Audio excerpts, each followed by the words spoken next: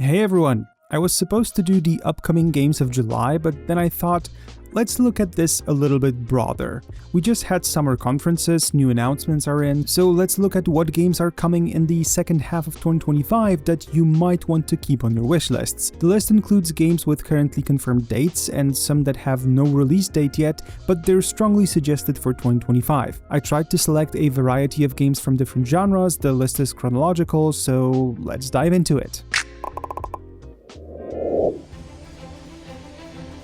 Let me start with something for all the fans of survival genre and being small. The original Grounded came in 2022 and was done by Obsidian. In a pretty surprising recent announcement, Grounded 2 is heading our way and it's just around the corner, releasing by the end of July.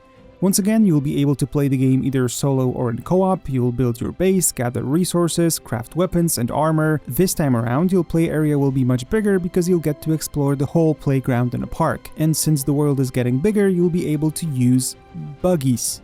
As in, coming from bugs. These will be basically mounts that you will need to hatch, raise, and then ride on them, command them in battle, or have them help in resource gathering. That sounds pretty cool. The game will be out on July 29th, coming to PC and Xbox consoles, and now let's move from survival to something more cozy.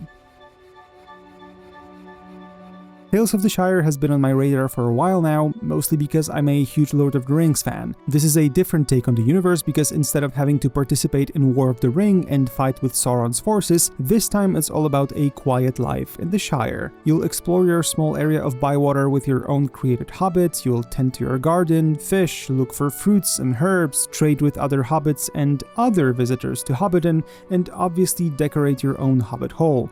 The most important part though, as you can expect, is food. You will have to prepare more and more advanced foods to share with your friends to build relationships with other hobbits. It does sound like a peaceful life, doesn't it? The game is made by Weta Workshop, which is a company that helped heavily with Peter Jackson's Middle-earth trilogies. I honestly can't wait just to chill with this game, and I hope it'll be at least half as good as Stardew Valley is. If you like cozy games as well, then Tales of the Shire will be out on July 29th on PC, PS5 and Xbox consoles, and Nintendo Switch. And now, if you'd like some more violence in your gaming life though, then Mafia: The Old Country might be your game of choice. This game tries to come back to the roots of the series, being a more linear, story-driven experience instead of what Mafia 3 tried to do. But we won't visit the US again, but actually reach deeper into the history as The Old Country takes us to the underworld of the 1900s Sicily. We play as Enzo Favara, a guy who experienced a brutal childhood of forced labor and who now wants to do anything for a better life within the ranks of the Torrisi crime family. Story is one thing, but there's also combat, either melee or with firearms. There is an expected level of stealth gameplay involved, there will be some automobiles that you can drive, but new to the series is actually riding a horse, which makes sense since the game ditches the urban setting for a Sicilian countryside. We'll see how it all goes. I'm pretty excited to see whether the success of Mafia 1 Remake actually made Hangar 13 realize that a more linear, well-executed story can be better than a generic open world of Mafia 3. We'll find out on August 8th, and you'll be able to play the game on PC, PS5 and Xbox consoles, but if you're more into then I have a better choice for you. Dying Light: The Beast is another entry in Techland's zombie series. Although technically it's not a new game but a spin-off of sorts that started as an expansion to Dying Light 2. Because of that, all the owners of the Ultimate Edition of Dying Light 2 will actually get the Beast for free. The game hits close to home for fans of the first game because once again you'll get to play as Kyle Crane, the protagonist of the first game. This time, however, our guy went through some serious shit, and apart from his standard skills you'd expect in the series, you get some additional beast powers. Also, the devs decided to bring back the severity of the night, so once again playing after dusk will be a challenge. So whether you want to explore Castor Woods on your own or do it in a co-op of up to 4 people, you'll be able to do that on August 22nd on PC and consoles, both current and previous generation. No, wait, did you hear that? While gamers are just starting to enjoy Death Stranding 2, a remake of Hideo Kojima's Metal Gear Solid 3 is also nearing its release, even though he no longer has anything to do with the series. Metal Gear Solid Delta Snake Eater is sticking to what made the original good, but it's also bringing the updated graphics and audio. Snake Eater is now done on Unreal Engine 5 and uses 3D audio to enhance that jungle feel of the game. You can choose to play with more modern controls, but if you want that original experience, the game is prepared to do that as well. There are some additional game modes, there's even a brand new online multiplayer mode that's basically hide and seek, so, it's not a lazy remake. If you never had the chance to experience the story of the Naked Snake during the Cold War and you'd like to see what Kojima cooked those 21 years ago, then you'll be able to do that on August 28th on PC, PS5 and Xbox consoles. If you're looking for something more modern though, this game has a Kojima-esque feel to it when I look at the trailers, but we'll have to see how weird it actually gets. Hell Is Us is a third-person action-adventure game that combines melee combat with exploration of a semi-open world. The world is divided by a civil war, but at the same time it faces a calamity that brings supernatural creatures that can't be killed with any modern weapon, so that's why you're using a sword. What's unique is that there is no map or compass in this game, no quest markers to follow. The game boasts that it offers a unique experience that uses innovative writing and level design to let the players make their own decisions and follow their instincts during exploration. Now that does sound interesting, but I'm always curious to see the execution of such bold claims. And we will be able to analyze this on September 4th as the game hits the shelves for PC and consoles of the current generation. However, if you'd like to ditch something new for a more iconic character, then we have one pretty cool archaeologist revisiting us. This is the only DLC I'm putting on today's list because the Indiana Jones game from Machine Games was really awesome, and I feel like this is a good excuse to remind everyone about it. The Order of Giants is a story DLC that will bring you to Rome and the catacombs underneath to explore the mystery of... what could it be? The hint is probably somewhere in the title. You'll figure it out. Apart from Rome being a new location, the new story that accompanies it, you'll also meet new enemies, the cultists. Since the DLC is a non-standalone expansion, you'll need the base game to play it, but if you own the premium edition, it will already be included. The DLC is coming out on September 4th for all platforms where the game is available at the same time, so yes, PS5 included, you won't have to wait longer. Now let's add a little bit of crazy to the mix. Even if you haven't played it before, I'm sure you know what Borderlands is. It's a first-person shooter that is all about high-paced action, looting, a variety of crazy weapons, and humor, all in a very characteristic art style. Borderlands 4, while sticking to the tried formula, is also changing some things around. There's big changes to the movement system with double jumping, gliding, dodging, grappling, and swimming. Apparently, the game's planet of Kairos is one seamless open world with no loading into different zones, and it adopts a Destiny-like structure of gameplay with side activities and dynamic events happening on the map. Even though humor is still there, the story is supposed to be a bit more grim and grounded. After the recent previews from media and content creators, there were voices that this game feels a bit like a soft reboot for the series and a much needed change to the formula that stayed in one place for too long. So that sounds pretty good. If you're looking for some crazy action, then September 12th is bringing you Borderlands 4 for PC and main consoles, and a version for Nintendo Switch 2 is supposed to come sometime later. But for now, let's dive into a much darker setting.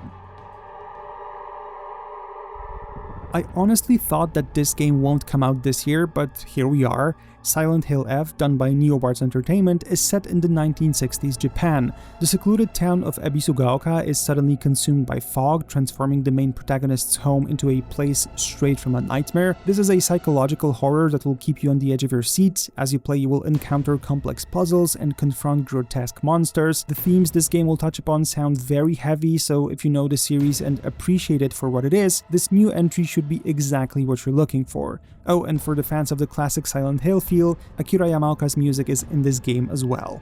If you're looking for a scare, then Silent Hill F is coming out on September 25th on PC, PS5 and Xbox consoles. Let's move on though to a different time period, but still in Japan.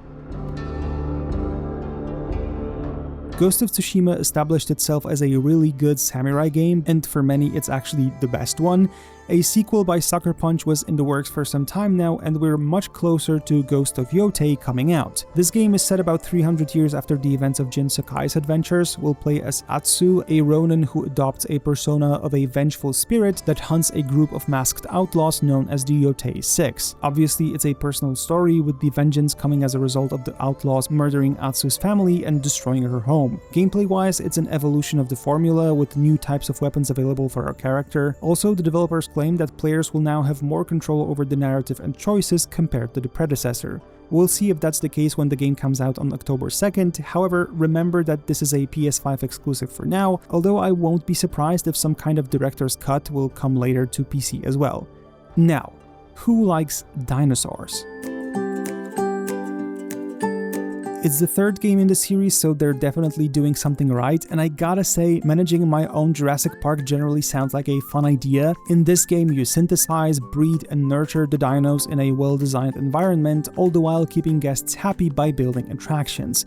And obviously, there's always a disaster looming on the horizon. Over 80 species with their own social needs and behaviors that you need to manage is one thing, but customization of the world is going to a new level. There's terrain editing, modular scenery customization, new attractions available for the guests, and then there's also a non-linear campaign with familiar characters. And yes, you will hear Jeff Goldblum reprising his role in this game. You'll be able to start your own Jurassic World management adventure on October 21st on PC, PS5, and Xbox consoles, and right after that you can become a ninja. In a different game, but releasing on the same day. This is a glorious return of the franchise for many players. Some call it a definitive ninja hack-and-slash franchise. Well, the Steam page calls it that. Anyway, this entry is a collaboration between the original creators from Team Ninja and Platinum Games, who you may know from Bayonetta. Ninja Gaiden 4 is a direct continuation of the third game. As Yakumo, a young ninja from the Raven clan, you need to fight against the Divine Dragon Order and free Tokyo from their grasp. Ninja Gaiden is all about fast-paced combat using mainly a katana, you get rid of regular mobs and some serious bosses. The protagonist of the third game is also making a comeback, and both him and the new character have a vastly different combat style that you'll have to master. So if you want to see what's new in Ninja Gaiden series, then you'll have to ditch those dinosaurs on October 21st and actually play this game, either on PC or main current gen consoles. Unless you're looking for some multiplayer action, then look at the next game on the list. Embark Studios, so ex-Battlefield veterans who already released the finals that I really enjoyed, are getting closer with Arc Raiders, a multiplayer extraction game set in the future. This is PvPvE type of game, and it puts a strong emphasis on a creative cooperation of players against the enemies. As you would expect from an extraction shooter, you drop into a mission to gather loot and complete missions from NPCs, and then haul your ass back home. In the event of your death, you lose not only the things that you found, but also the equipment you deployed to the mission with. There's weather systems at play, time of day is important, there's a wide selection of weapons and gadgets to use. Of course, there is long-term progression that involves upgrading your home base, but the game is all about the random encounters you have that you sometimes barely survive with a group of friends. I mean, I really loved what the team did with the finals, so I am checking Arc Raiders Day 1, even though no extraction shooter hooked me for longer. And when that Day 1 actually is? Well, October 30th. The game will be out on PC, PS5, and Xbox consoles, although I imagine the team will probably still run some tech tests before the release happens, so you might be able to try it out before release. But if you don't feel like playing an extraction shooter, then maybe I can interest you in some climbing? Yes, climbing. This game is literally about climbing a summit that was never climbed before. In Cairn, you use simple controls, but you have to adapt your posture, effort, and balance, because if you're not careful, you will fall. The game comes from the creators of Fury and Haven, and as a pro climber named Ava, you want to ascend Mount Kami that no one ever conquered before. Since you can actually climb anywhere, you will explore the mountain as you go and face challenges that you choose yourself. Apart from climbing itself, you'll need to manage resources like the climbing hooks, chalk, finger tape, but also stuff like food, water, and medicine. You will meet unexpected companions and listen to stories of those left along the way. This sounds pretty exciting, and the team behind Cairn has some really good games in their portfolio, so if you feel like climbing a bit, then Cairn will be out on November 5th on PC and PS5, but if climbing feels like too much effort, then how about managing a Roman province? I actually had a chance to play the game before, so if you'd like to find out more about it, there's a video on the channel dedicated to Anno 117, but here's the short version. Anno 117 Pax Romana is an entry into a long-running builder franchise that is all about building cities and keeping your citizen happy. In 117, you play as a Roman governor tasked with setting up a new province. You start with a bare land and build it all the way up to a well-established city with its industry chains, you trade with other AI-controlled governors, and hopefully you will be able to stay in the good graces of the Emperor. Pax Romana has you settle in the Roman Latium, but you also get to explore the Celtic wetlands of Albion. When I played Anno 117, it was a really enjoyable experience with lots of quality of life changes made to the core gameplay loop. It's more welcoming to amateur builder players like me, but it hasn't lost its complexity the further you go. So if you feel like becoming a governor, then you should be ready for November 13th when the game releases on PC as well as Sony and Xbox current-gen consoles. Although if you feel like doing a different type of building, then December is bringing something pretty interesting. It's finally happening. Oh my god! Okay, it's happening! The game that started to take shape almost 6 years ago got a release date, and it'll try its best to find its own place next to the titan that is The Sims and Inzoi that released just this year. Paralives, a game that fans of life sims have been following closely and really looking forward to, got a release date recently, and fans are ecstatic.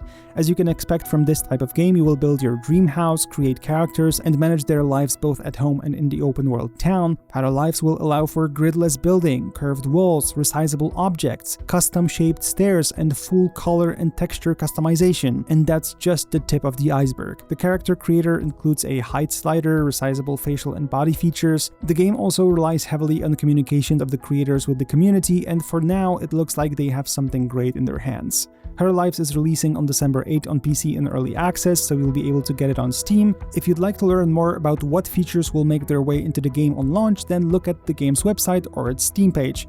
As for me, let me take you for a stroll towards games that don't have a confirmed release date yet, but we're kind of expecting them to be out this year. So let's start with the one that I'm really excited for. Even though it's unofficially called Battlefield 6, it's actually the 10th entry in the main series. Don't ask me why.